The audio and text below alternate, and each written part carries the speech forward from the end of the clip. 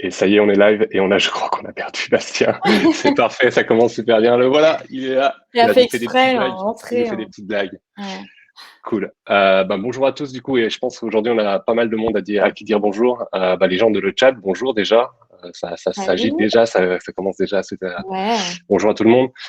Bonjour à ceux qui vont nous regarder aussi sur YouTube, peut-être en 2021, 22, 23. On verra bien. Et on a aussi les gens du live de Bastien qui nous regardent également. Bonjour à eux. Bonjour à Euh, eux, ouais. on va passer 1 heure ensemble. Là, l'objectif, c'est de passer 1 heure ensemble et qu'on parle de vos side projects, comment ça impacte vos carrières et quelles opportunités ça vous ouvre, tout ça. Pendant 40 minutes, nous, on va suivre un conducteur, des petites questions qu'on a préparées, et pendant 20 minutes, on laissera la possibilité aux gens de poster leurs questions dans le chat. Vous pouvez d'ailleurs déjà les poser dans le petit onglet questions et commencer à voter sur celle que vous voulez voir passer en premier. Et pour ceux qui sont dans le chat sur le stream de Bastien, n'hésitez pas à venir sur Livestorm parce qu'on prendra essentiellement les questions qui viennent de Livestorm. Donc vous pourrez rester sur son stream et passer une tête pour poser des petites questions.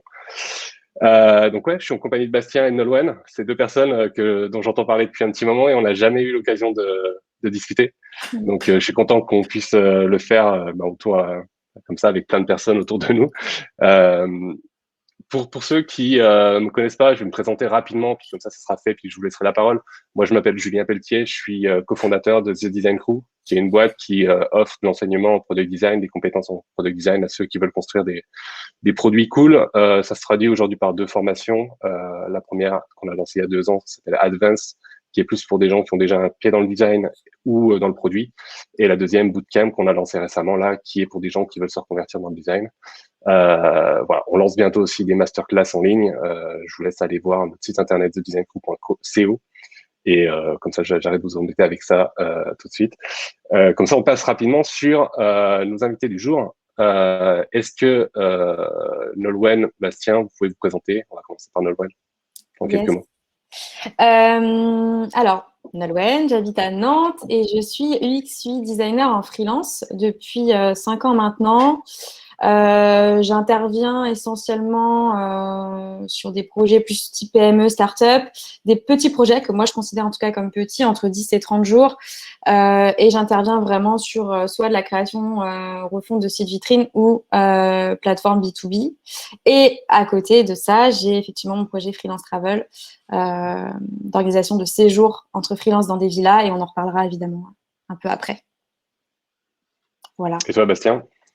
Donc moi, je m'appelle Bastien Marico. Je suis designer d'interface depuis, ça fait aller peut-être une dizaine d'années, malheureusement, ça, on vieillit. Et je suis connu sur Internet sous le pseudonyme de Basti UI parce que je fais pas mal de vidéos sur YouTube pour parler de mon métier et plus récemment cette année sur Twitch, des petits lives aussi sur tout ce qui tourne autour du design d'interface. Super, merci. Du coup, on va parler directement de ces projets-là. Est-ce que vous pouvez nous raconter comment ça a commencé et depuis quand vous faites ça? Nolwenn, peut-être? Oui, alors la genèse de Freelance Travel, elle a commencé il y a à peu près 3 ans, presque 3 ans maintenant, lié au sujet essentiellement de la solitude du freelance. J'ai été freelance, je me suis lancée quasiment en freelance tout de suite, après un an de salariat assez amer, on va dire. Je me suis lancée en freelance et très vite, je me suis rendu compte que j'étais très seule et en même temps, je pouvais kiffer la vie de fou partout parce que je pouvais bouger, parce que voilà, je n'avais pas besoin de rencontrer mes clients souvent et donc en fait, je me suis dit mais je suis sans doute pas la seule. Et si on partait une semaine, louer une villa, on mutualise les coûts, donc on divise les coûts de la villa par 10. Et voilà, en fait, en 2 semaines, j'ai lancé ce truc et on a fait un premier séjour. Et voilà, en 3 ans, on a fait 10, sachant qu'il y a eu le Covid qui a ralenti l'activité. Mais c'est comme ça que ça s'est lancé, tout simplement. Ok. Et d'ailleurs, la première fois que tu l'as fait, il n'y avait pas de site. Enfin, c'était juste un essai comme ça, je crois. Il n'y avait pas de Et nom, il n'y avait pas de site, il n'y avait pas de logo. ouais. Il y avait juste un post sur quelques groupes Facebook d'entrepreneurs. Ouais. Je l'avais vu, j'avais failli participer et ça Oui, s'était pas fait. on Et se c'est à cette souvient. époque-là qu'on s'était connecté, ouais. Ouais. C'est trop Ok, ouais, nice. c'est ça. Et Bastien, toi, ton côté? Alors moi de mon côté, alors déjà j'ai l'impression d'avoir déjà entendu parler de cette vie-là. Est-ce qu'il n'y avait pas, il y a une youtubeuse qui s'appelle Neograph Factory, elle a participé Oui, avec toi une fois? Laetitia! Mais pas que Laetitia, Laetitia, mais voilà. elle est géniale. Mais oui, c'est notre Oui, ambassadrice Freelance Travel. eh ben je pense que j'ai vu cette vie-là à travers ses vidéos ou ses stories, un truc comme ça. Et je savais pas Ah, trop c'est d'où ça possible. venait, donc voilà, j'ai appris quelque Voilà. chose. Et bah, le lien. Du coup, moi, comment j'ai commencé les side projects? En fait, je suis en CDI chez Atecna, qui est une agence web et digitale depuis 3 ans et demi. Et ça a commencé, je vais essayer de faire la version la plus rapide possible. Ça a commencé par, on est tous des designers en régie, donc régie, c'est-à-dire chez des clients, et il faut essayer de, voilà, de se former. Donc moi, j'étais lead UI designer, donc je devais, on va dire, former le reste des designers de l'agence Atecna. J'ai réfléchi un peu, je dis tiens, je vais faire des petites vidéos. Comme ça, il n'y a pas besoin de bloquer tout le monde en réunion et les gens regarderont les petites vidéos explicatives en asynchrone. Une fois la vidéo réalisée, j'ai dit à mon boss, bah, en fait, ça te dérange si je la poste sur Internet parce qu'à la fois, elle existe et en plus, bah, ça pourrait nous faire de la visibilité, etc. On a fonctionné comme ça pendant 1 ou 2 ans où j'ai fait ces vidéos dans le cadre de mon agence à Tecna. Ensuite, niveau timing, niveau budget, ça rentrait plus dans ma semaine de travail. Donc, j'ai commencé à faire ça sur mon temps perso. Et j'ai développé pas mal ça, du coup, sous le nom de Bastille 8 que vous connaissez aujourd'hui. Et aujourd'hui, les vidéos ont beaucoup changé parce qu'en fait, je me fais vraiment plus plaisir. Je vais pas forcément chercher des vidéos pour ramener des clients ou des projets. Donc, ce qui fait aussi que j'essaye de faire des vidéos plus grand public, plus vulgarisation, bien que j'ai encore des efforts à faire là-dessus parce que j'aime encore parler des trucs assez précis quand même. Ça, c'est mon petit côté un peu, on va dire, fan de design et de mise à jour, tout ça. Mais voilà, en gros, maintenant, je fais ça de mon côté. Et je sais pas si on en parlera aujourd'hui, Julien, mais très récemment, j'ai commencé à me dégager du temps de mon CDI, justement, baisser un peu mon temps de travail de mon CDI pour plus développer ce projet Bastille 8 qui commence à prendre un petit peu d'ampleur sur Twitch et sur YouTube et surtout qui me plaît au quotidien, qui me motive. Voilà. Ouais, ça fait partie des trucs dont on va parler un petit peu plus tard. Ouais. On dit que les designers, c'est des gens créatifs qui regorgent d'idées, etc. Est-ce que les side projects, c'est quelque chose auquel vous êtes coutumier d'y faire? Est-ce que vous en aviez précédemment lancé, etc. Bastien? Quand je réfléchis un peu à mon passé, en effet, j'en ai toujours eu. Que ce soit la musique, le dessin, faire un site, faire un projet, tout ça, je remarque que j'ai toujours fait ça. Ces 3, 4 dernières années, c'est vrai que du coup, c'est la chaîne YouTube qui me prend toute cette créativité. Mais si je me regarde dès que je travaille pas, eh ben, je vais avoir envie d'être créatif. Je vais faire, par exemple, si je suis en vacances, je vais faire des stories. Avec les stories, elles vont me prendre 1 heure de post-prod juste pour faire une minuscule blague, ou je vais faire des dessins pendant des heures parce que je vais aimer ça, ou je vais essayer d'inventer un nouveau truc. Enfin, dans tous les cas, oui, les side projects, ils ont toujours été là, ne serait-ce que comme un équilibre pour alimenter sa créativité. Et c'est aussi comme ça que je me suis penché sur le montage vidéo un jour et que j'ai découvert ça tout seul et que j'ai apprécié ça. Donc oui, je pense que j'ai toujours eu des side projects dans ma vie. Et toi, Nolwenn? Mm. Je passe sur toi. Ouais, en fait, moi, c'est plus la notion de side project. C'est-à-dire qu'en fait, moi, je me définis pas sur un métier ou un job en particulier. C'est bien pour ça que je me suis pas, j'ai pas réussi à m'intégrer en tant que salarié parce qu'en fait, j'étais à temps plein et pour moi, être freelance, c'était avoir plein de casquettes et c'était des side projects, mais c'est même plus, enfin, c'est-à-dire que c'est juste plein de facettes de moi que je peux expérimenter, que je peux mettre en œuvre. Et donc, j'ai toujours été comme ça, effectivement, un peu multicasquette et très intéressée par beaucoup de choses. Et c'est pour ça que je communique beaucoup sur le sujet du freelancing parce que ça m'a permis très vite de pouvoir expérimenter une multitude de choses et de projets sans pression. Et c'est vrai que quand tu es freelance, c'est vertueux en fait parce que tu vas te lancer dans un truc et tu le vois pas nécessairement comme un side project parce que ça va justement te enrichir un peu ce que tu vas faire dans ton métier quotidien. Mm. Et ce qui m'amène à la question suivante en fait. Vous y investissez là plus de temps que les autres petits side projects que vous avez pu avoir précédemment. C'est quoi la raison principale d'y investir aujourd'hui du temps sur Freelance Travel ou sur ta chaîne ou sur enfin, toutes tes activités, Bastien? Nolwenn, si tu veux, comme on Ouais. est sur toi là. Très, très, très, très belle question. Pourquoi je pense que c'est à la croisée de plein de choses. C'est que ça a peut-être été une envie plus forte de ma part de pousser ce projet, un besoin qui s'est vérifié dès le premier séjour où je me suis dit, ouais, clairement, il y a quelque chose, en fait, ça répond à un vrai besoin. Donc, c'est pas que mon side project à moi et voilà, ça faisait écho à beaucoup. Donc, il y a vraiment cet engouement autour de ce projet-là aussi qui, moi, me donne envie de creuser. Et je pense que c'est ça qui a fait qu'aujourd'hui, j'ai envie d'y consacrer plus de temps. Après, il y a, en fait, c'est des questionnements presque quotidiens sur quel investissement mettre en termes de temps là-dessus. Mais en fait, je me prends pas trop la tête et je fais les choses comme j'ai envie de les faire et toujours en me disant, effectivement, c'est un side project dans le sens où j'ai mon activité de UX design qui me rémunère et j'ai pas cette pression de devoir gagner de l'argent absolument avec. Et donc, ça, déjà, ça t'enlève un poids assez énorme là-dessus. Et toi, Bastien? Ouais, je suis assez d'accord avec ça, Nolwenn. Après, c'est quand même une chance et un confort de pouvoir en arriver là, mais je suis un petit peu aussi dans ce mood-là, c'est-à-dire que aujourd'hui, j'ai un métier qui me permet de gagner de l'argent et du coup, quand j'investis du temps sur les side projects, je me dis pas, OK, il faut que ce soit rentable ou quoi que ce soit. Je me dis juste, c'est du moment où je kiffe et que je suis heureux de ma semaine après avoir fait ça. Et il y a un message de Erwan dans le chat de Livestorm qui dit chaque nouvelle idée, c'est un business potentiel et au pire, c'est du kiff.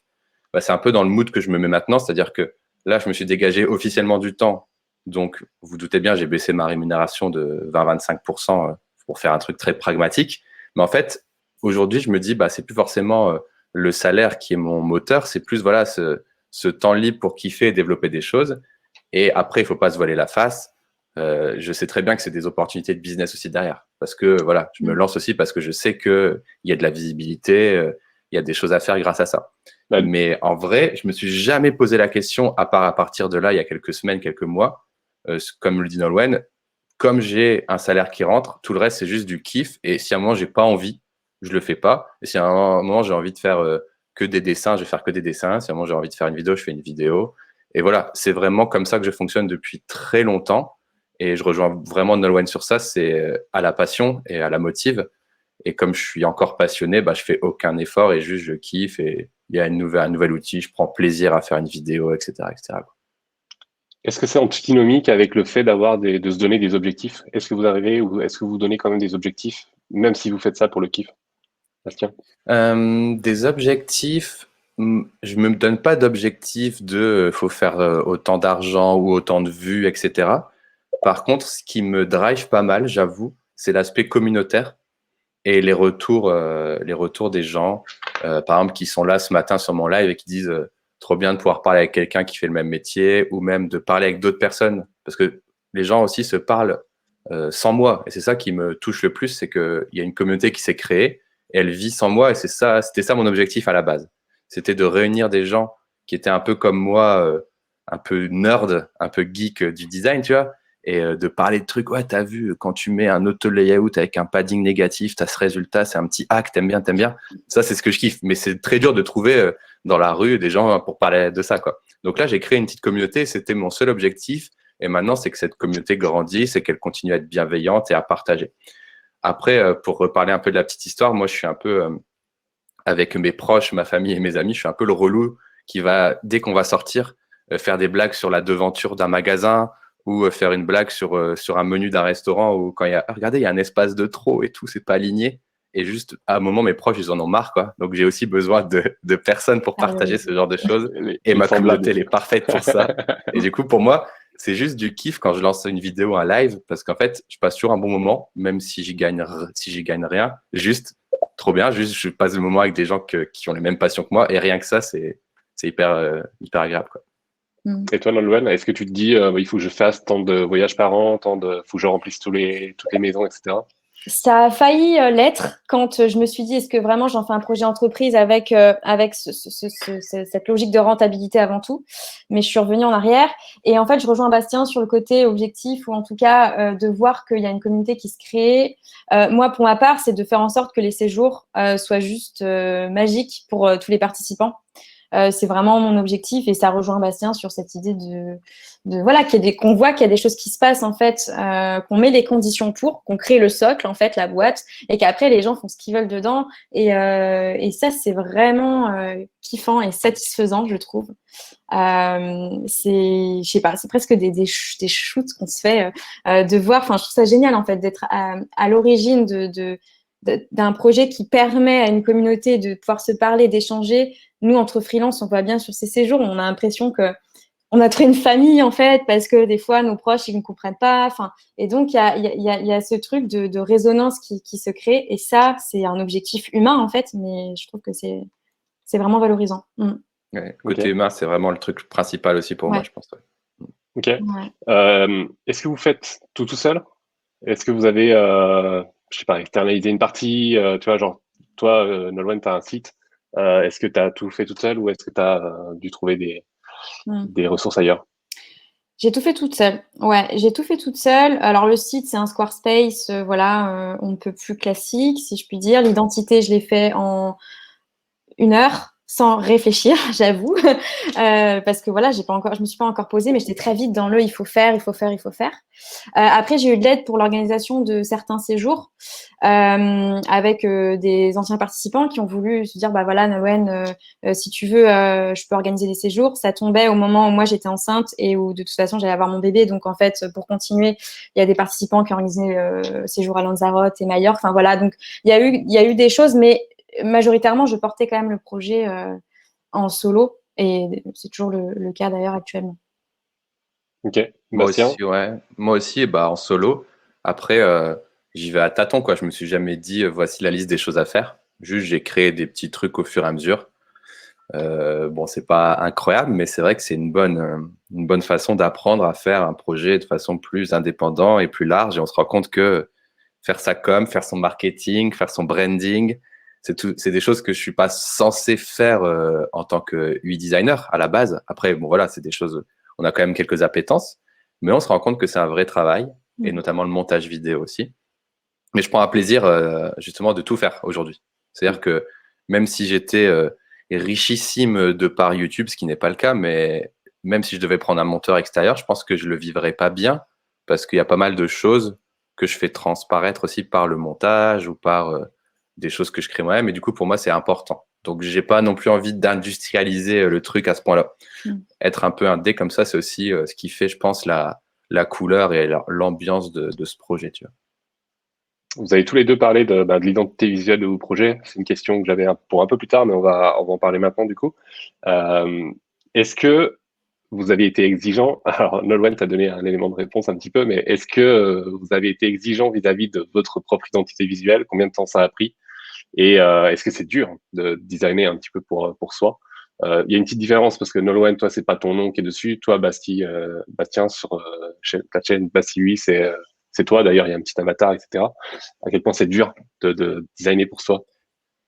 Bah ouais, c'est très dur parce qu'en fait, déjà, on n'est jamais satisfait parce que, bah déjà, un projet de design, quand on est payé pour le faire, on a par exemple 10 jours et on dit à notre client, bah, au bout de 10 jours, tu auras ça. Bien sûr, si tu rajoutes 10 jours, tu auras toujours mieux. Et il y a une sorte de possibilité infinie d'itérer. Donc forcément, quand on bosse pour soi-même, bah, on sait que si on recommence le lendemain, on pourra toujours itérer. Donc le plus dur, c'est de s'arrêter un moment et de se dire, ça va. Mais bon, comme on voit le truc tous les jours, on a toujours tendance à dire, oh, ça, je vais le refaire bientôt, je vais le refaire bientôt. Et du coup, c'est un peu une boucle infinie. Donc, oui, c'est très dur d'être satisfait. Après, grâce, on va dire, à mon recul et à mon expérience, parce que je suis vieux, voilà, j'arrive aussi à me dire, à prioriser, à dire, bon, ok, ça, évidemment, ça peut être mieux, mais ça a fonctionné. Du coup, je vais mettre mon énergie autre part, etc. Ça, c'est la deuxième étape, c'est savoir se dire que il y a toujours possibilité de faire mieux, mais qu'il faut aussi identifier le moment où ça marche quand même. Et là, voilà, un peu plus la casquette organisation qui peut prendre le dessus. Mais effectivement, c'est une infinité de choses à refaire tout le temps, quoi. C'est se faire un peu violence, hein, des fois. Ça, c'est se mettre des claques de, je sais que c'est pas parfait. Je sais que je pourrais y passer encore du temps, mais on lance quand même, quoi. Je pense que tous les designers qui ont des trucs pour eux-mêmes passent un petit peu par là. Après, je suis un peu à l'écoute aussi des gens qui me visionnent. Je vais beaucoup demander l'avis extérieur. Et des gens, ils vont me dire, non, mais là, c'est OK, tu vois. Et je vais beaucoup demander de feedback à mes proches, à ma communauté, et en demandant si c'est OK, tu vois. Et je vais essayer de me canaliser comme ça, tu vois. Ok. Et Nolwenn, toi? Ouais, je dirais surtout aussi qu'en plus, être designer, on se rajoute une pression en se disant que c'est notre métier quand même, donc on peut pas se foirer sur un truc. On se dit qu'on a moins le droit de louper les choses, parce qu'il y en a, ils font des identités dégueulasses, mais bon, ils sont pas designers, donc à la limite, on leur pardonne. Et là, on se dit, bah non, en fait, on a aucune excuse. Moi, en fait, c'est pas que c'était pas important, c'est que j'étais très dans le. Pour moi, designer, c'est faire. En fait, c'est être maker. On sait faire, en fait. On a envie de faire. On veut matérialiser nos idées. Donc, pour moi, c'est vraiment ce truc-là. Et je me suis dit, il faut que je matérialise mon idée. Il faut que j'ai un logo, juste un logo, parce qu'il faut que je mette sur le site un logo. Voilà. Et donc, il y avait ce besoin-là. Et très vite, j'y ai répondu. Et après, par contre, moi, je cherche justement quelqu'un pour faire mon identité, l'identité visuelle de Freelance Travel. De manière plus pro, parce que je sais que j'y arriverai pas. Enfin, je sais que pour le coup, ouais, si je veux vraiment. Là, je me suis pardonnée parce que je sais en toute conscience, comme Bastien l'a dit, qu'il faut que je passe aussi à d'autres choses et que c'est pas grave si c'est pas parfait. Mais par contre, si je veux que ce soit pro, je vais pas vouloir le faire moi-même parce que je vais boucler. Je le sais. Enfin, ce qu'a dit Bastien, je vais pas réussir à me poser. Et puis, je trouve que c'est hyper dur d'être dans l'entre-soi, en fait. Surtout, je suis solo sur ce projet. Enfin, même si je sonde ma communauté, la décision, elle reste aussi de mon côté. Donc, voilà. Je déléguerai plus cette partie. Et Julien, si tu veux, j'ai une petite anecdote sur ça. C'est que, par exemple, moi, dans mon agence, on essaye de faire le site web de l'agence en interne. Et c'est le type de projet qui échoue tout le temps parce que, comme c'est toi-même, c'est dur à faire. Et en plus, il faut trouver du temps, etc.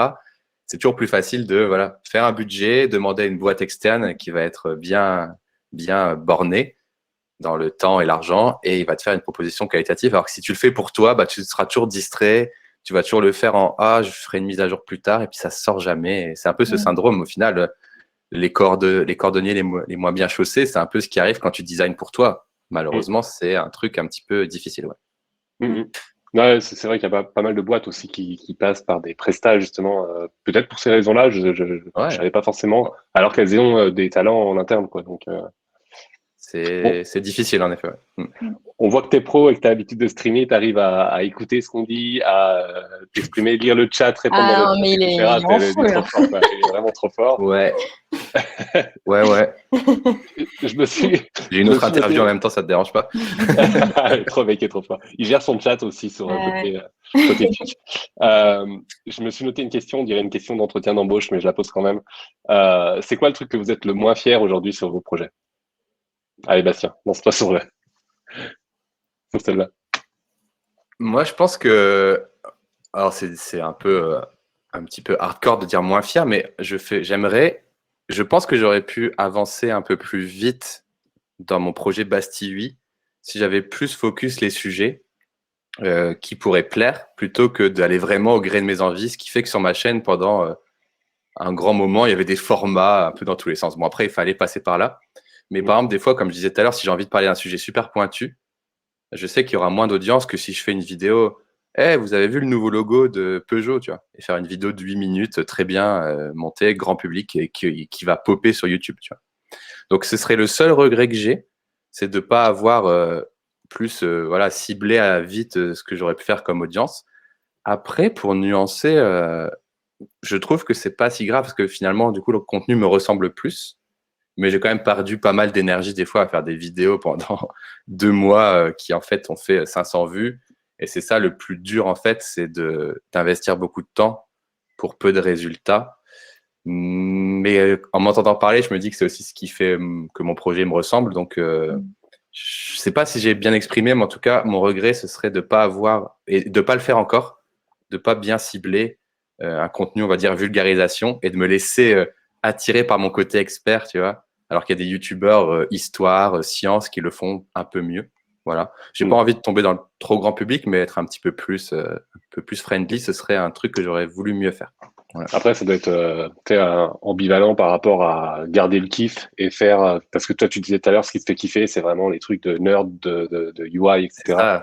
Et c'est pas forcément, c'est un peu plus niche que si tu parles de effectivement le logo de Peugeot, par exemple. Ouais, mais si tu regardes, par exemple, il y a, je sais pas, Micode, il fait des trucs, il fait des bots en code hyper obscur, mais il y a un storytelling qui fait que à la fois les gens très poussés arrivent à suivre et que les gens qui connaissent pas arrivent à juste se figurer les étapes. Et ça, j'aimerais bien apprendre à le faire, un peu plus de storytelling autour de la création de quelque chose, plutôt que de dire cliquez à droite, puis cliquez à gauche. Ouh là là, le résultat est parfait. Ça, j'aimerais me détacher de plus en plus de ça, quoi.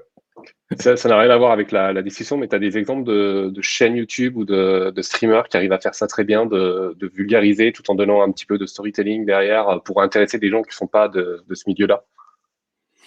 Mais du coup, il faut taper dans les YouTubeurs qui ont déjà des sujets assez pointus. Moi, j'aime beaucoup, du coup, Micode.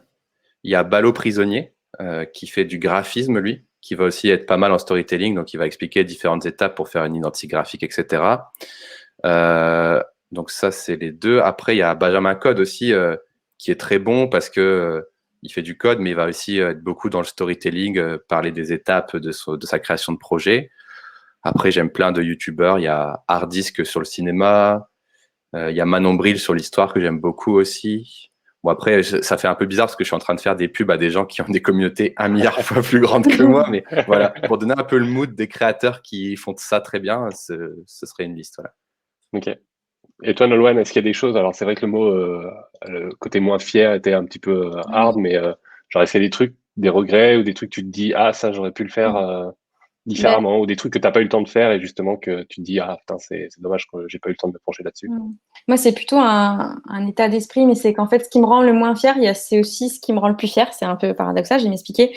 C'est qu'en fait, c'est la façon dont je suis. C'est-à-dire, comme je disais, je vais être très vite dans l'action, je vais pas réfléchir beaucoup. Je vais une idée, je vais la poster sur LinkedIn. Je vais organiser un séjour en 2 semaines. Voilà, c'est lancé. Du coup, je suis très là-dedans.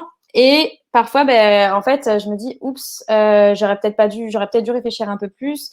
J'ai failli m'associer plusieurs fois. 2 fois notamment avec des personnes, et en fait j'ai fait marche arrière pour des raisons différentes à chaque fois, mais parce que j'étais sûre que je voulais m'associer et je voulais y aller, et puis au moment où il fallait vraiment le faire, il faut que je me pose quand même, je viens d'être maman, est-ce que c'est le bon moment en fait, enfin voilà. Et en fait c'est plutôt aussi l'aspect humain pour le coup, mais c'est ça qui est pour moi difficile, c'est d'avoir déçu certaines personnes parce que je m'étais engagée dans quelque chose et finalement je fais marche arrière. Donc c'est pas vraiment c'est pas une action parce que tout est rattrapable. Je veux dire, on ne sauve pas des vies. Je le dis très très souvent. On est designer, on ne sauve pas des vies. Faut redescendre la pression.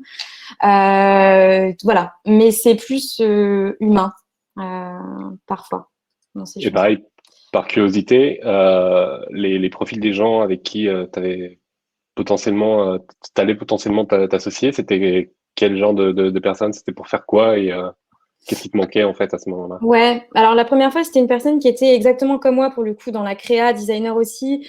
Et en fait, du coup, je trouvais pas qu'on était complémentaires. Ou alors elle pensait vraiment à la déclinaison. Enfin, c'est très dans le graphisme en fait. Je vais faire des flyers. Enfin, j'exagère un peu, mais très dans l'aspect beau. J'aime pas trop ça, mais en tout cas bien fait, une belle identité, tout ça. Moi, quand on monte une entreprise, il n'y a pas que ça à prendre en compte. Donc ça n'allait pas. Et pour la deuxième fois, je dirais que c'est pas la personne parce qu'on était complémentaires. Là, c'était une personne qui peut vraiment me suivre sur l'aspect stratégie de développement, etc. C'est juste que moi, lancer une boîte en 2020, c'était à l'époque, ça devait être 2020, il fallait contractualiser les choses. Il y avait le Covid. Je venais d'être maman. Là, je me suis dit, en fait, je crois que c'est pas le bon moment. Et du coup, voilà, là, c'était vraiment plus personnel. Ça aurait pu se faire peut-être dans une autre vie, une autre façon, s'il y avait un timing différent, mais c'était plus là-dessus. Et du coup, j'ai extrêmement déçu cette personne. Et c'est là où je me dis, mince, j'aurais peut-être dû réfléchir avant. Et en même temps, je ne pouvais pas être maman avant. Enfin, je suis maman le jour où je suis maman. Et enfin, voilà, il y a ces questions où je suis obligée de passer par là en même temps pour avoir ces conclusions. Donc, c'est là. La fameuse année 2020 qui a chamboulé pas mal de projets, mine de rien. Bah oui, oui. Ouais. On va attaquer la dernière partie de l'interview avant les questions, qui est la relation que ça peut avoir avec votre job de tous les jours, ce projet-là, Freelance Travel ou votre chaîne. Combien de temps ça vous prend par semaine de travailler sur ce sujet-là? Nolwenn, vas-y. Ouais. Alors moi, j'ai fait le choix, j'ai la chance d'avoir du taf quand je veux. Enfin, c'est UX design, c'est vraiment un métier où il y a des besoins. J'ai décidé de base de ne bosser que 3 jours par semaine. Pas que pour ce projet, hein, mais aussi, encore une fois, je le dis, mais je suis devenue maman et ça a changé ma vie. Donc, il y a vraiment ce truc où, de toute façon, je m'étais mis 2 jours par semaine maintenant pour mes projets ou pour m'occuper de ma fille. Et du coup, je prends ces jours-là pour m'occuper de mes side projects. Donc, je suis bookée 3 jours par semaine. C'est extrêmement simple. C'est-à-dire que je prends des missions, je le dis maintenant, je refuse 90% des propositions qu'on me fait. Mais voilà, je prends vraiment ce qui me fait kiffer, le fait qu'il soit OK sur que ça va s'étaler un peu dans le temps et que effectivement, du coup, je vais pas être bookée 100% de mon temps. Donc, il y a des délais un peu, mais ils sont OK. Et je ne prends qu'un projet à la fois. Donc, du coup, là, typiquement, je suis bookée jusqu'à fin mai avec 3 ou 2 jours par semaine. Et ça me suffit pour vivre. Et sur Freelance Travel, tu y passes un petit peu de temps? Ouais, bah voilà, sur Freelance Travel, c'est les jours que je suis très souple, hein, c'est ce qu'on disait, mais je me mets pas de pression, pas d'objectif vraiment défini. Ma fille est ma priorité, voilà, donc en fait c'est en fonction d'elle aussi, si elle est pas malade, s'il n'y a pas des problèmes de mou, enfin voilà tous ces trucs là. Mais ça fonctionne, enfin ça fonctionne comme ça. Parce qu'en fait c'est le temps qu'on a envie d'y mettre et ça fonctionnera dans tous les cas. Enfin il y a vraiment une confiance en fait qui s'opère là-dessus et il n'y a pas de pression. Ok. Bastien, toi de ton côté? Bah déjà, c'est très inspirant, Noël, ce que tu dis, parce que cette histoire de 3 jours par semaine, c'est vrai que ce serait un goal ultime, voilà, devenir plus en plus expert et au lieu d'augmenter ses revenus, juste baisser son nombre de jours travaillés. Ça, pour moi, c'est quelque chose qui m'inspire beaucoup en ce moment. Donc moi, je vais te faire une réponse en 2 temps parce que là, j'ai changé de mood depuis quelques semaines. Mais en tout cas, avant d'être au 4/5e, comment j'organisais mon temps? En fait, je me laissais, on va dire, de temps en temps, 1 heure ou 2 après le travail. Donc, on va dire 18h, 19h30, voilà, 20h. Ça dépend aussi de mon planning perso. Si j'ai des trucs perso, eh ben, c'est pas grave, je fais pas. Voilà, tout simplement, ça se passait comme ça. J'ai jamais travaillé le week-end, ça pareil. Sauf si vraiment je me retrouve tout seul avec aucun plan, mais c'est très rare. Et ça a un peu changé aussi vis-à-vis de l'année 2020, comme tu disais tout à l'heure, Julien. Ce qui fait que on n'avait plus beaucoup de choses à faire. Et du coup, j'ai aussi un peu réaménagé ma façon de passer mes journées, quoi. Donc, il y a eu la première phase, on était 100% en confinement. Donc, forcément, le soir, je me suis mis à créer du contenu, à streamer. C'était aussi la petite passerelle sociale. Donc, cette année 2020, moi, elle m'a permis au moins de développer ça, si on peut lui trouver un point positif. Et sinon, quand je suis dans des semaines, on va dire, plus classiques, je vais essayer de réaménager ma journée de façon autonome, comme on va dire quelqu'un de senior, et me dire peut-être qu'aujourd'hui à 17h j'arrête parce que voilà, j'aurais fait tout ce que je veux, j'aurais pris une pause déj un peu plus courte pour me mettre sur un projet ou pour lancer un stream à 18h. Voilà. Donc en ce moment, je stream 2 soirs par semaine. C'est un peu ça que je fais. Voilà. Donc vis-à-vis de mon client, ils sont pas du tout gênés par ça puisque le taf de la journée est terminé. Et il y a aussi ça, c'était le nouveau phénomène quand on était en couvre-feu. Voilà, j'essaie aussi de prendre tous les étapes de vie qui sont passées par nous, mais quand on était en couvre-feu, moi, j'hésitais pas, pareil, toujours en bonne intelligence, à des fois mettre une croix dans l'agenda de 16h à 16h30 pour faire des activités dehors, pour reprendre le travail un peu plus tard. Donc, je pense que tout ça, toute l'organisation des side projects, elle passe aussi par un peu d'anticipation comme ça. Et c'est pas parce qu'en France, on n'est pas au bureau jusque 18h30, 19h, ou parce qu'on prend un break de 17 à 16h et qu'on reprend après, qu'on travaille mal. C'est ça qu'il faut aussi que les gens apprennent dans les mentalités françaises. C'est un peu ça qui est chiant. Mais c'est comme ça que j'organise mon temps. Et depuis plus récemment, et pour aussi, moi, arrêter de tirer un peu sur la corde, hein, parce que finalement, c'était quand même pas mal de temps passé. Depuis un mois, enfin depuis là quelques semaines, une semaine du coup, c'est officialisé. Je vais être au 15/5e. Donc, comme Nolwenn, j'aurai du temps libre que je vais investir pour faire mon contenu de façon plus détendue, pour prendre des nouveaux projets peut-être qui sont différents de ceux que je fais d'habitude. Je ne sais pas. Je me laisse, voilà, encore une fois, guider par le flow et par mes envies. Mais l'idée, c'est quand même de se donner là un petit objectif. Voilà, c'est, comment dirais-je, la journée de travail que je fais en moins, essayer de voir avec mes revenus annexes si j'arrive à faire un peu pareil ou pas du tout. Dans les 2 cas, c'est pas grave puisque je suis déjà dans une situation, on va dire, confortable. Et pourquoi pas après prendre de plus en plus de confiance, comme le fait Nolwenn, peut-être passer à 3 jours, ça ce serait le rêve dans 5 ans, un truc comme ça. Voilà. 5 ans. Tu penses que c'est l'échelle qui va te demander de pouvoir passer à 3/5e? Parce qu'il y avait une question, c'était est-ce que tu envisages à un moment, est-ce qu'il y a un chemin où tu plaques tout et que tu fais 100% de ton activité? Justement, non. Et c'est intéressant que tu me dises ça parce que j'avais envie d'en parler. En fait, moi, j'ai pas envie d'arrêter mon activité. Parce qu'en fait, mon activité chez mes clients ou en CDI ou tout ça, c'est ce qui m'alimente aussi dans mon autre facette. C'est-à-dire que j'ai des histoires à raconter, j'ai des vraies expériences.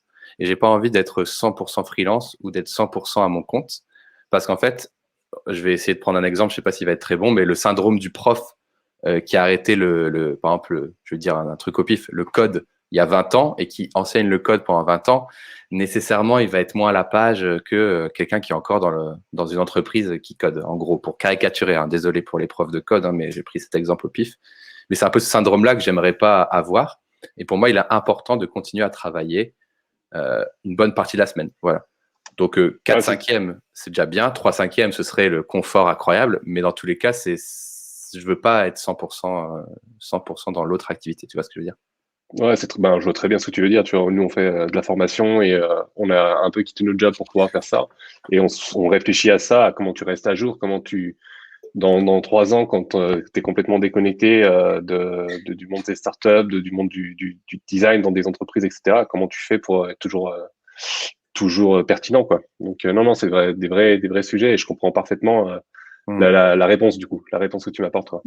Après, Ouais. je me permets juste de dire, en tant que freelance, moi, je ne me suis jamais autant sentie connectée justement avec les startups et à tout un écosystème qu'en étant freelance. Pourquoi? Parce qu'en fait, je m'adapte à plein de structures différentes et en fait, je fais vraiment le caméléon et bon, c'est peut-être parce que aussi moi, je suis passionnée par ces structures d'entreprise aussi et que je vais leur poser la question qui est dans votre équipe, comment vous managez, il y a combien de... Je pose peut-être plus de questions qu'une mission classique de design.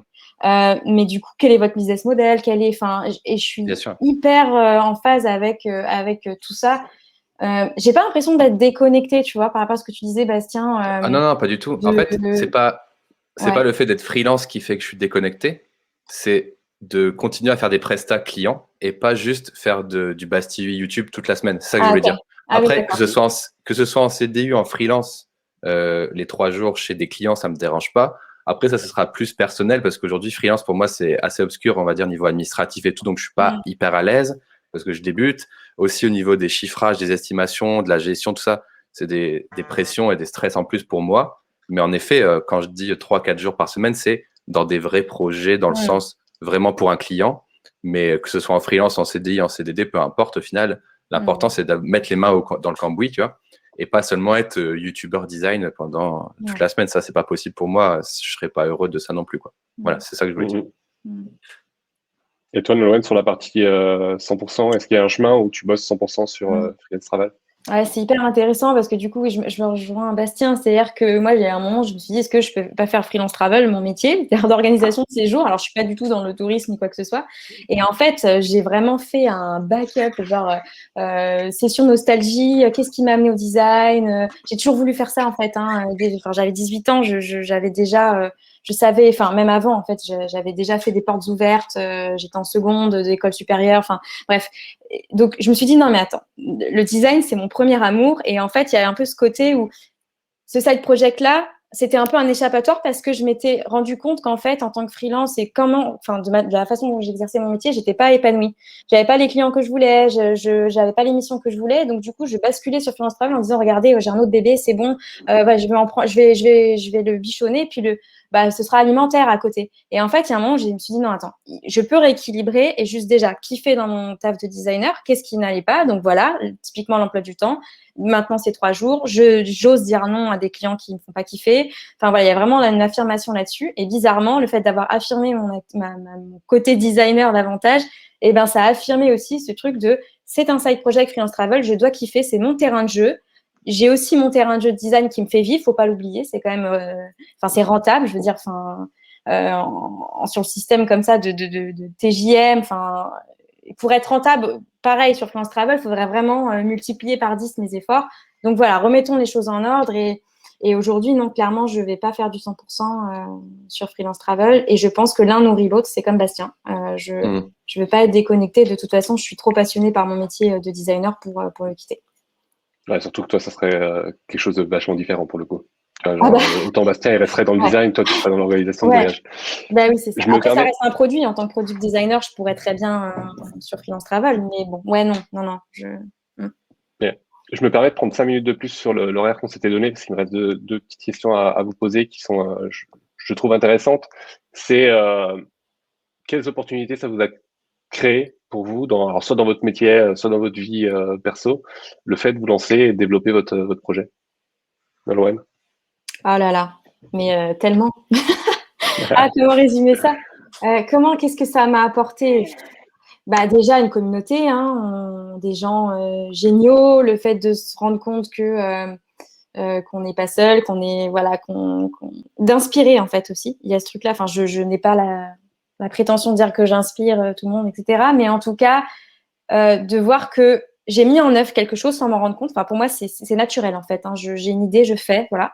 Mais en fait, je me suis rendu compte que ça pouvait inspirer d'autres gens à faire pareil, de communiquer, de dire, bah voilà, j'ai une idée, je l'ai fait. Genre, j'ai juste fait un post sur un groupe Facebook et j'ai fait un séjour et on était 10, on se connaissait pas et voilà, il y a eu des merdes, enfin voilà, mais c'est pas grave. Et en fait, ça a inspiré des gens pour faire la même chose. J'ai énormément de gens qui me disent, mais voilà, comment tu as lancé ça? Moi, j'ai peur. Enfin, voilà. Donc après, je rentre presque dans la psychologie, mais de dire, en fait, c'est des freins qui sont là. Hein. Il y a que ça, hein. Vraiment. Et du coup, je suis un peu militante sur ça, quoi. Je poste vachement sur LinkedIn sur ne pas avoir peur et aller et oser aussi faire des choses, tester des choses. Et ça, c'est sûr que peut-être ces casquettes de designer aident, peut-être parce qu'on a appris à faire très vite ou à formaliser les choses. Mais ouais, voilà. Je sais pas si ça a répondu à la question. Carrément, c'est des bons apports, tu vois, genre ça t'a apporté pas mal de choses de ce point de vue-là. Bastien, toi de ton côté? Bah moi, je me retrouve dans pas mal de choses que dit Nolwenn, d'ailleurs, depuis le début de ce live. Déjà, du coup, merci Julien de m'avoir fait découvrir Nolwenn. Je connaissais pas, donc c'est cool. Ouais, pareil, communauté, on a déjà parlé. Pour moi, c'est hyper important. Ça m'a fait gagner de la visibilité aussi. Donc, ce qui fait que bah, les gens vont peut-être me contacter plus en direct. Donc, ça, c'est à la fois bah, agréable parce que c'est un peu de reconnaissance, mais c'est aussi quelque chose qui rassure pour l'avenir. Voilà, en se disant, comme disait Nolwenn, moi, je pourrais avoir des projets et peut-être les choisir. Ça, ce serait le luxe, voilà. Donc, ça rassure sur ça. Mais surtout, voilà, donc communauté, visibilité. Et bah, je crois que c'est tout que ça m'a apporté. J'avais un troisième point. Il m'a échappé. Voilà, bon, après, c'est tout ce qui est échange et tout ça. Mais attends, j'avais un autre truc à dire. Bon, ça me reviendra. Et progresser, tu vois, genre j'avais dit la question de est-ce que ça vous a aidé à progresser dans votre boulot et sous quel aspect? Là, toi, Complètement. par Bah, exemple, déjà, est-ce que ça te force à rester tout le temps à la page, au top, etc. exactement. Déjà, le fait de lancer un live, bah, du coup, j'ai des échanges. Donc, évidemment, j'ai pas la réponse à tout. Et des fois, j'ai des bonnes choses qui me viennent du chat, même tout le temps. Et donc, ça, c'est hyper agréable. Donc, c'est comme le fait de travailler dans un open space avec des gens inspirants ou des mentors. En fait, toute ma communauté, je les alimente, mais ils m'alimentent aussi. Donc, ça, c'est déjà hyper agréable. Et, et du coup, bah voilà. Et c'est ça qui va être agréable au quotidien. Et le fait de faire les lives cette dernière année, bah, ça me motive un peu à faire ma veille aussi et à la partager. Donc, je la fais de façon toujours un peu, on va dire, tous les jours, voilà, de façon fluide. Mais là, le fait de juste prendre des notes et puis de le restituer et de regarder les articles le soir, bah, ça m'alloue du temps pour ça. Et forcément, moi aussi, ça m'apprend des choses. Donc, c'est une boucle hyper vertueuse de faire ça. Ouais. Et toi, Nolwenn, le côté entrepreneuriat, Est-ce que ça m'a apporté par rapport à mon… qu'est-ce que ça t'a apporté dans ton métier de UX designer, UX UI Ouais. freelance?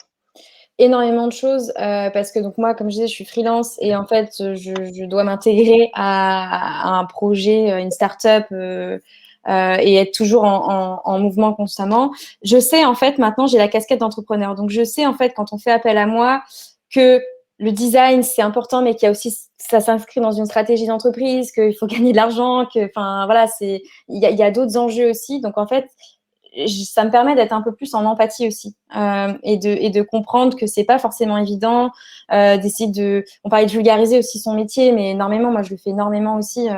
D'ailleurs j'ai une chaîne YouTube, mais j'en parle pas parce que c'est vraiment du débutant, donc je ne veux pas en parler à côté de Bastien, c'est voilà.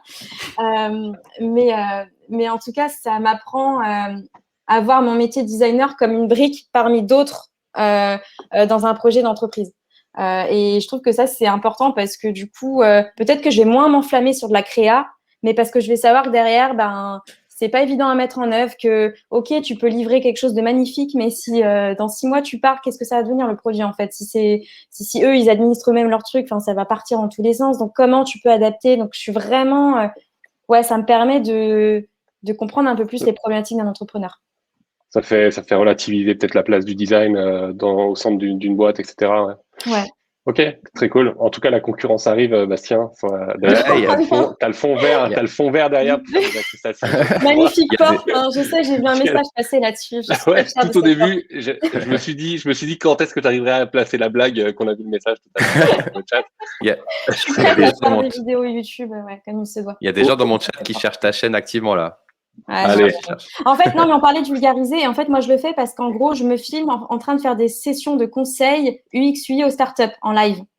Et voilà, du coup, c'est hyper long. Mais je fais pas de coupage. C'est moche. Voilà. Bref, c'est pas esthétique. Mais en tout cas, ça vulgarise énormément les choses. Ok. Je repasse sur les trois et on va passer aux questions qui ont été posées dans le chat. Alors, il y a Arjo, notre bro, qui a posé: en tant que salarié, on doit parfois s'aligner sur des clauses dans notre contrat de travail qui nous empêchent d'avoir d'autres activités. Est-ce que vous avez eu ce genre de problème? Alors, Nolwenn, peut-être pas, parce que t'étais freelance, et je pense que par rapport à ta patronne, ça devait aller. Bastien, toi de ton côté? Alors oui, mais je dirais pas que c'est un problème. Il suffit d'en discuter avec son employeur. Moi, je suis juste allé les voir en disant voilà, j'ai une activité sur YouTube, une activité sur Twitch, qui sont non concurrentielles avec ce que je fais ici. Donc, en gros, moi, en ce moment, pour genre vraiment caricaturer, je suis designer dans des boîtes qui font du e-commerce. Voilà, donc bon, voilà, je fais des interfaces pour du e-commerce. Je leur dis: est-ce que ça pose problème? Est-ce que vous pouvez me faire un avenant à mon contrat de travail m'autorisant à être freelance à côté? Ils ont dit oui. Ils m'ont envoyé les clauses qui étaient ne pas prendre des clients qui ont déjà été dans l'agence, ne pas faire récupérer des clients entrants, etc. Pas des trucs assez classiques. Et aujourd'hui, je suis assez à l'aise avec ça parce que voilà, je fais des activités vidéo. Si par exemple, je sais pas, ce n'est pas arrivé, mais si je suis payé pour aller faire une vidéo chez quelqu'un d'autre, c'est non concurrentiel. Donc voilà, à ce niveau-là, j'ai pas eu de problème, mais il suffit d'en parler à son manager, à sa RH, et il y a des clauses qui existent, il suffit juste de les poser ensemble, quoi. Ok. Et vous avez dû créer une structure juridique autour du projet. Et est-ce que ça arrivé tout de suite, si vous l'avez fait? Nolwenn, Alors, sur Freelance Travel. Ouais, non. En fait, non. Pourquoi? Parce que au début, je me suis pas posé la question, hein, comme je disais encore, mais j'ai fait. Après, j'ai vu avec ma comptable que, en gros, je m'étais, moi, en tant qu'entreprise individuelle, je m'étais mise sous un statut, sans m'en rendre compte, mais assez vaste, en fait. Et donc, je pouvais organiser des séjours comme ça. Après, il fallait pas que ça dépasse un certain chiffre d'affaires par rapport à mon activité classique, classique de designer principal. Et elle m'a dit que sinon on pouvait faire une extension. Voilà. Mais après, là sur la structure, franchement, j'ai pas encore de structure parce que justement, est-ce que je m'associais ou pas? Il y avait tout ce truc-là et il y a le Covid qui est arrivé et je me suis dit bon, c'était pas la priorité.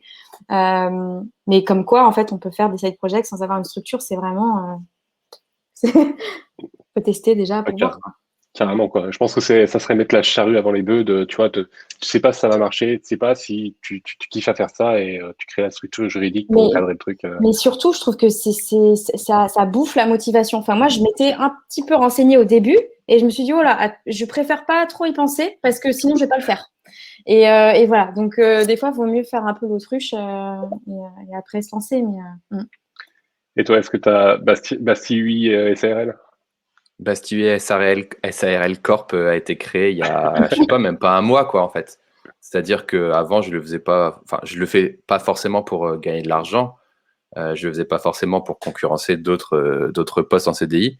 Après, là, comme j'ai commencé à avoir l'opportunité d'avoir de la visibilité et de gagner un peu d'argent avec ce que j'ai créé, ne serait-ce que d'accepter des demandes, tout ça, je sais pas, j'ai n'importe quoi, partenariat, aide sur d'autres chaînes YouTube, etc. Je me suis dit, je vais créer, mais pas pour encaisser quoi que ce soit, mais surtout pour me mettre un coup de pied aux fesses et me dire, OK, maintenant ça existe, tu peux le faire, en fait. Et je suis toujours un peu en mode frousse de « Ah non, je veux pas être freelance parce qu'il faut gérer, les trucs. Ah, je veux pas être freelance, il faut répondre au téléphone. ah, je veux pas être freelance, il faut gérer la compta et tout ça. J'ai un peu créé pour me mettre un coup de pied aux fesses. Et dans la foulée, j'ai réussi à avoir le 4/5e aussi pour me donner un coup de pied aux fesses et me dire, OK, il y a eu YouTube, il y a eu Twitch, il y a eu le confinement, ça t'a donné pas mal de chance. C'est maintenant qu'il faut tenter. Tente. Et si ça rate, c'est pas grave. Tu as toujours ton boulot. Et voilà. C'est un peu, voilà. Donc, oui, ça a été créé, mais non, je n'avais pas du tout imaginé le créer avant. Le but, c'était vraiment de partager vidéo, passion et communauté, mais pas forcément de créer une structure. Ok. Il y a une question de Sandra qui nous demande si vous avez des conseils pour trouver du temps pour travailler sur des side projects. Bastien, vas-y. Ouais, j'en ai un peu parlé tout à l'heure. C'est soit tu arrives à performer dans ton travail quotidien ou à te mettre des petits objectifs pour essayer de finir plus tôt ou de te bloquer du temps à un moment. Voilà. Essayer d'être à l'aise avec ça en communiquant avec ton client. Voilà, aujourd'hui, je vais finir à cette heure-là. Et de ce fait, est-ce que j'ai fini toute ma to-do list? Oui, non. Voilà, pour pas le faire en mode j'ai honte de plus être là. Ça, c'est aussi un peu le système des fois de certains clients ou de certaines boîtes où c'est très à la présence, quoi. Alors qu'au final, quand tu fais ton travail et que tu es efficace, c'est le principal. Donc moi, ce serait le conseil que je donnerais, c'est de se bloquer des petits moments et de voir comment tu peux réagencer ta semaine pour faire ça. Mais encore une fois, moi, j'ai été passionné et du coup, ça m'a jamais posé de problème de prendre du temps parce que il y en a qui vont aller regarder une série, il y en a qui vont regarder un film ou aller au cinéma. Et moi, genre, je kiffais aller voir la nouvelle mise à jour et filmer mon écran et faire un live. Donc, c'est un peu difficile aussi à dire, mais moi, c'est juste du temps passion, quoi. C'est juste du kiff. Donc, voilà. Et toi, Nolwenn, Ouais, est-ce que tu as des... le sujet passion, c'est intéressant ce que dit Bastien, effectivement. Et en fait, pour moi, c'est une question de priorité. Si développer ce side project est une priorité, alors du coup, on trouvera forcément du temps et c'est toujours possible de le faire. Et alors, je le dis encore plus maintenant que je suis maman et que je pensais que ça allait plus être possible. Et en fait, si. Et pendant 6 mois, j'ai pas dormi plus de 2 heures d'affilée. Et pourtant, j'ai jamais été aussi créative que là. Pourquoi? Parce qu'il y a eu la passion qui est là. Et il se trouve que même la nuit, j'avais des idées, en fait. Enfin, un truc de fou. J'étais au bout de ma vie. Mais en fait, j'avais des idées parce qu'il y a la passion. Et c'était du temps, mais je m'en rendais pas compte. Et de toute façon, comme je dormais pas parce qu'elle pleurait, enfin, voilà, en fait, je sais pas, le cerveau, automatiquement, essaie de dévier sur des choses qui nous passionnent. Donc, il y a toujours du temps, je pense. Et comme dit Bastien, au lieu de regarder un film Netflix ou autre, c'est se mettre une soirée sur le projet. C'est le week-end, c'est les pauses midi, si on est salarié. Il y a toujours des façons de faire. Et de découper, surtout, de ne pas être trop ambitieux, de ne pas avoir le gros objectif et qui peut peut-être bloquer un peu, c'est de découper en tâches aussi et de faire un petit pas par un petit pas. Il y a plusieurs questions justement qui rejoignent un peu ça, donc je les poserai pas toutes parce que c'est très très connexe à ce qu'on vient de dire. Moi, je sais que j'ai envie de faire plein de trucs et l'impression de pas avoir de temps, c'est sûrement de la priorisation. Toi, Bastien, je sais que tu fais de la musique également, donc est-ce que ça a dû empiéter un peu sur le temps que tu fais de la musique pour pouvoir streamer, pour pouvoir faire des vidéos, etc. Tu vois, on parlait d'avoir 1000 idées, 1000 side projects, etc. Est-ce que tu dois prioriser un petit peu? Complètement, ouais. Complètement, parce que tu vois, là, la musique, il y a encore 1 an et quelques jours, on était sur scène avec mon groupe, c'était trop cool. Et ça prenait, on va dire, un soir par semaine de répète. Là, bon, la musique, on va pas se mentir, c'est un peu arrêté. Et on était surtout drivé par les concerts plutôt que la production, parce que c'est du coup un autre membre du groupe, mon frère, qui s'occupait beaucoup de la production. Donc moi, j'étais plus musicien que voilà, producteur du groupe. Et du coup, là, oui, c'est complètement arrêté. Il n'y a pas de secret. Si je veux refaire de la musique, je ne ferai plus tout ce que je fais aujourd'hui. Il n'y a pas de secret. Il faut prioriser. Comme tu l'as dit, il n'y a pas de recette magique. Et siloter, c'est une bonne idée aussi, Nolwenn. Après, le truc, c'est que, encore une fois, si à un moment, moi, ça me fait kiffer d'aller faire de la musique pendant 3 mois parce qu'il y a une échéance, je le ferai et peut-être que je serai moins présent autre part. Voilà. Donc ça, c'est la première chose. Et la deuxième chose, c'est se donner les moyens. Nolwenn, elle a décidé de bosser 3 jours par semaine. Elle se donne aussi les moyens d'avoir du temps. Donc, faut tenter l'aventure, je dirais. Vous avez aussi des jours de congé. Des fois, moi, avant d'être au 4/5e, des fois, je posais des jours de congé. Genre là, par exemple, ce matin, j'étais en congé. La semaine dernière, j'avais posé un jour de congé pour voilà, gérer quelques trucs, etc. Donc, faut pas non plus minimiser le truc et toujours le faire entre midi et 2 ou le soir. Mais si vous voulez vraiment vous amuser sur un side project, faut se donner aussi un petit peu les moyens comme ça. Et puis si ça marche pas, c'est pas grave, mais au moins vous auriez tenté. Et le principal, c'est d'avoir kiffé le moment. Et comme on est passionné, normalement, même si ça aboutit sur rien, on a kiffé le moment de créer, donc c'est le principal. Nolwenn, tu voulais rebondir sur le côté priorisation, tout ça? Ouais, non, mais je suis d'accord avec Bastien. Et... Enfin, non, je pense que c'est ça, c'est une question de. Enfin, vraiment, ouais, de priorisation. Et en fait, moi, il y a beaucoup de gens, parce que je provoque parfois un peu sur LinkedIn en justement en opposant le fait, pas freelance salarié, mais en gros qu'en freelance on peut avoir peut-être plus de temps, etc. Il y en a qui me disent, mais Nolwenn, pense à tous ceux qui ne peuvent pas le faire, ce que tu fais. Toi, tu as de la chance, tu as réussi. Voilà, oui, tu fais 3 jours par semaine, mais pense à tous ces freelances qui galèrent, etc. Et en fait, ça a le don de vraiment m'énerver, ces genres de commentaires, parce que c'est un peu dire, ah ben moi, je peux pas, je m'auto-flagelle, hop, je peux pas, je suis là, je suis emprisonnée, regardez, j'ai les menottes. Enfin, non, tout est possible. J'ai fait le choix de me lancer en freelance, de effectivement outrepasser la peur de l'administration comme Bastien, et je me suis plantée. J'ai dépassé le statut auto-entrepreneur, j'ai été radiée du statut. On m'a dit, ah, vous êtes passé en entreprise individuelle. Vous avez... Enfin, j'ai eu des trucs, mais c'est pas grave. Et en fait, c'est surtout, se bouger. Enfin, c'est peut-être un peu fort comme mot, mais voilà, tout est possible. Et si ça devient une priorité, une envie forte, bah, faut suivre son instinct. Je suis beaucoup à l'instinct aussi, au feeling, hein, c'est peut-être pour ça aussi, mais faut y aller, il faut se donner les moyens. Et c'est tout, quoi. Faut prendre des risques dans la vie. Et au pire, encore une fois, il n'y a pas mort d'homme. C'est-à-dire, moi, je me suis dit, OK, je fais 3 jours par semaine. Si j'arrive pas, c'est pas grave. Je prends une mission plus longue. Je change, je switch. Tout est possible, en fait. Enfin, c'est pas, on peut retrouver du taf. On est dans des milieux en tant que designer où ça va. Enfin, a priori, quand même, on n'est pas à la rue niveau taf. Donc, il y a toujours des possibilités. Ok. Arjo qui pose une question sur la partie automatisation pour gagner du temps sur votre marketing ou sur vos gestions des réseaux sociaux, etc. Ou même sur la gestion du paiement, tout ça, est-ce que vous avez automatisé des choses qui étaient potentiellement chronophages? Bastien.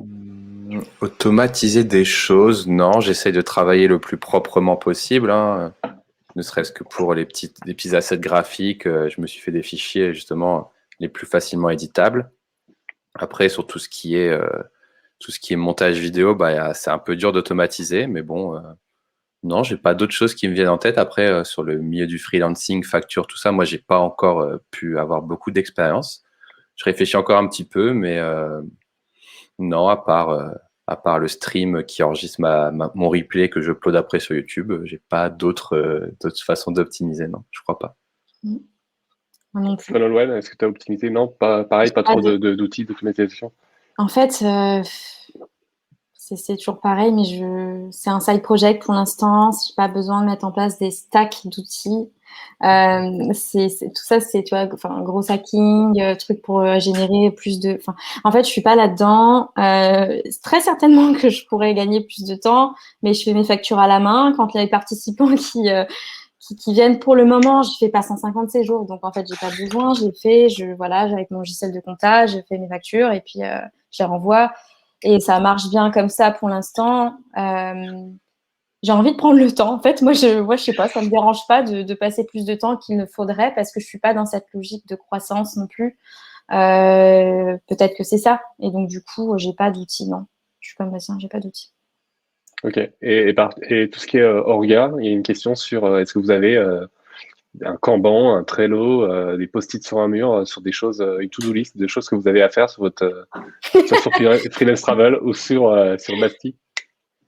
J'ai essayé de faire des petites to-do list, mais ça dévie toujours. Donc non, franchement non, j'ai pas. Ouais, moi je marche beaucoup sur l'appli Note. Et, Okay. aussi bien que ce soit sous la douche ou en pleine nuit, des fois je vais noter des choses qui sont trop bien et une semaine après c'est tout pourri. Donc voilà, moi je fonctionne comme ça, j'ai une grande liste qui s'appelle, je sais plus, je l'ai appelée comment, liste d'attente ou backlog avec des milliards d'idées. Il y en a qui sont là depuis 1 an, il y en a qui sortent de ma tête, je les fais tout de suite. Encore une fois, c'est juste une façon de pas y penser toute la nuit et de le poser quelque part pour pouvoir regarder plus tard. Mais voilà, je vais fonctionner beaucoup en flux tendu, pas dans le sens négatif du terme, mais plutôt dans le sens où je peux être le plus réactif possible avec l'actu et les choses à faire. Donc oui, je vais avoir une petite liste, mais j'ai jamais de problème en mode « Ah, j'ai plus rien à faire, qu'est-ce que je vais bien pouvoir faire ces temps-ci » quoi. Donc ça n'arrive pas. Il y a aussi une question, Bastien, si tu pourrais remettre dans le chat les YouTubeurs dont tu as parlé dans le milieu du design tout à l'heure. Ouais. Sandra qui demandait ça. Okay. Je pose la dernière question de Valentin et après, je vous demanderai s'il y a des choses que vous voulez rajouter, puis on terminera là-dessus. Trouvez-vous qu'en France, la communauté design manque d'outils pour partager des connaissances, car in fine, vos side projects de regrouper des designers, freelance personnes, de la tech, etc.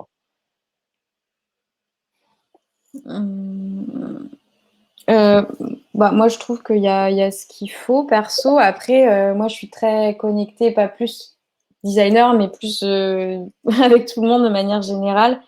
Il y a le Slack French Designer Club qui est très cool. Non, moi, je trouve pas qu'il manque. Après, c'est plutôt l'inverse. Moi, je dirais que c'est surtout de pouvoir communiquer son métier, en parler de vulgarisation, c'est ça. Hein. Enfin, moi, dans ma famille, il y a peut-être 2 personnes qui ont enfin compris ce que c'était d'être UX designer. Et à chaque fois, moi, on vient me voir en me disant, Nolwenn, je veux un beau site. Bon, il y a énormément de pédagogie à faire encore, et c'est plutôt de rendre accessible et d'ouvrir ces communautés de designers à des gens qui ne sont pas designers, évangéliser le métier par la vulgarisation. Je pense que c'est ça qui manque peut-être. Et est-ce qu'avec Freelance Travel, tu as une partie là-dessus? Est-ce que c'est essentiellement des designers qui viennent avec vous ou est-ce que c'est des freelances d'autres métiers? Non, c'est pas que des designers, hein, c'est vraiment, c'est tous les métiers qui peuvent se faire en remote, donc il y en a beaucoup. Il y a des designers, il y a des DA, il y a des photographes, des gens qui sont dans le community management, des développeurs. Enfin, on a vraiment de tout. Donc, et je trouve ça cool justement de mixer un peu tout ça. Après, moi, je suis moins comme Bastien, c'est-à-dire que je suis pas une puriste du design. Je suis vraiment plus généraliste. Et peut-être que quand on est vraiment dans une expertise très poussée, on a envie aussi de se retrouver avec ses pairs vraiment sur ça. Enfin, c'est ce que disait Bastien, et de pouvoir échanger sur des petites choses du quotidien où là, on a besoin de partager vraiment entre pairs aussi, peut-être. Et toi, Bastien, sur la partie justement communauté de design qui pourrait manquer en France? En tout cas, à l'époque où j'avais créé la chaîne Bastille UI et à laquelle j'avais un peu mis en avant cette idée de communauté, j'avais pas trouvé de communauté où je me sente bien, dans le sens où il y avait pas mal de trucs, mais c'était des Slack, c'était des trucs un peu corporate et tout. Du coup, je me retrouvais pas forcément, ne serait-ce que humainement. Et j'avais créé ma communauté, du coup, qui me va comme un gant, finalement, parce que forcément, les gens que j'attire, c'est les gens qui partagent ce que je dis. Donc ça, c'est le plus agréable que j'ai pu faire. Après, en effet, il y en a maintenant, il y en a pléthore, mais j'ai toujours l'impression qu'elles tournent autour d'entreprises ou de solutions. Donc ça, c'est toujours un peu dommage. Mais récemment, il y a des communautés que j'aime pas mal. Il y a Montréal Interactive. C'est sur Montréal, mais qui est une communauté qui est assez cool. C'est plus associatif, voilà, donc j'aime bien que ça tourne pas forcément autour d'une agence pour que ce soit le plus agnostique possible. Et il y a aussi, comment ça s'appelle, Flupa, qui organise UXD, forcément qu'on n'a pas vu depuis longtemps, mais qui pour moi est une très bonne communauté à suivre sur UX design aussi, voilà. Mais je sais pas si... Aujourd'hui, il y en a plein, mais c'est toujours difficile parce que justement, comme il y en a trop, on ne sait pas trop où donner de la tête. Et le but, c'est pas d'avoir 500 Chanel à regarder tous les jours, quoi.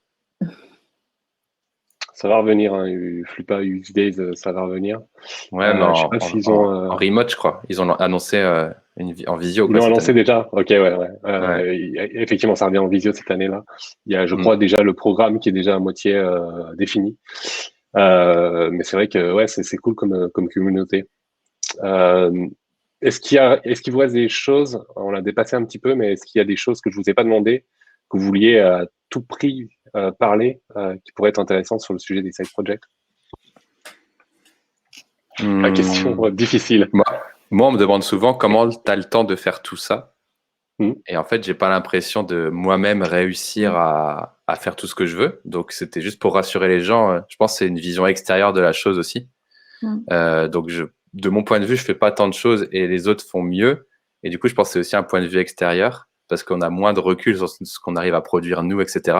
Et je pense que la principale cause de ce résultat, c'est la communication.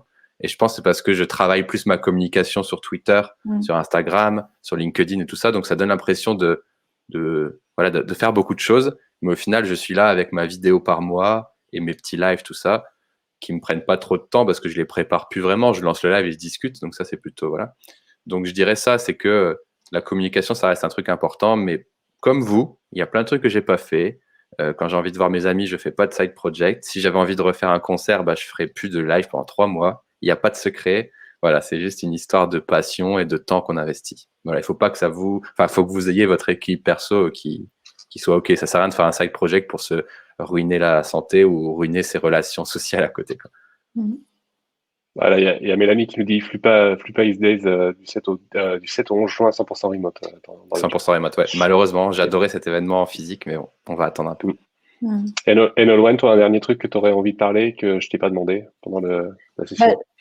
Je sais pas, mais je trouve en tant que designer, on a la chance de pouvoir matérialiser nos idées et que c'est vraiment très cool. Et je pense que tous les designers ont cette capacité de lancer des side projects s'ils le veulent. D'ailleurs, tout le monde, mais encore plus les designers, je trouve, quels que soient nos domaines et vraiment nos missions. Mais on a cette chance d'être des makers, en fait. Nos expertises, c'est ça. On fait.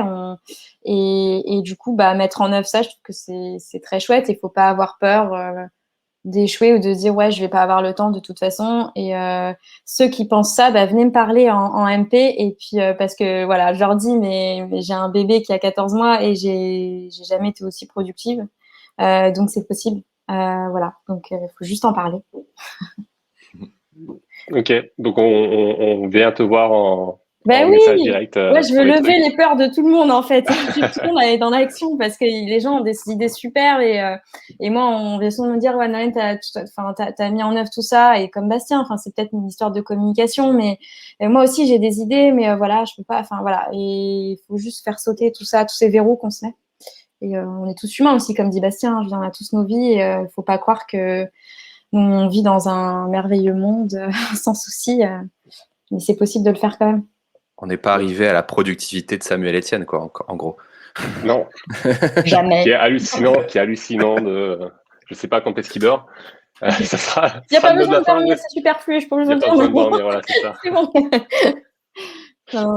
Où est-ce qu'on peut vous contacter si on veut vous contacter? Moi, sur LinkedIn, essentiellement. Ok, essentiellement LinkedIn. Toi, Bastien? Alors moi, si vous voulez discuter avec moi, déjà, suivez-moi sur twitch.tv/BastiUI. La plupart du temps, je vais prendre le temps de discuter avec vous, c'est dans le chat, comme je le fais 2-3 fois par semaine. Sinon, pour m'écrire en mode texte, twitter.com/BastiUI. Et vous pouvez me suivre évidemment sur ma chaîne YouTube aussi, youtube.com/BastiUI, pour voir un petit peu mes vidéos, pour voir si vous aimez bien cet univers et si ça vous donne envie de venir suivre les lives. Voilà. Donc moi, je vais allouer du temps en live pour parler avec vous, donc n'hésitez pas à venir plutôt me poser la question lors des lives que d'écrire des pavés par message, quoi. Voilà, c'est le moment que je préfère, c'est voilà, répondre un petit peu aux interrogations des gens en live comme on le fait aujourd'hui. Et je fais ça 2 fois par semaine sur Twitch. Voilà. Top. Je pense que tu as des gens de ta communauté dans le chat qui mettent tous les liens, etc. C'est trop bien. C'est pas moi. C'est les modérateurs. C'est les modérateurs. C'est les modérateurs, ça, qui sont. T'as payé des gens pour ça, je suis sûre. C'est une secte après, donc après les gens, ils sont complètement. C'est là-dessus que je voulais terminer. C'est nickel. Écoutez, merci déjà à tous ceux dans le chat qui ont un peu animé ce live. Merci à vous deux, c'était super agréable de discuter avec vous et du coup enchanté parce qu'on n'avait jamais discuté avant. Yes. Voilà, je vous remercie maintenant parce que sur Livestorm, il y a je sais pas si c'est possible ou pas, mais je l'ai pas trouvé. Mais dès qu'on termine l'événement, on peut plus discuter entre nous. Ouais. Donc ça coupe pour tout le monde. Donc merci sincèrement à vous deux.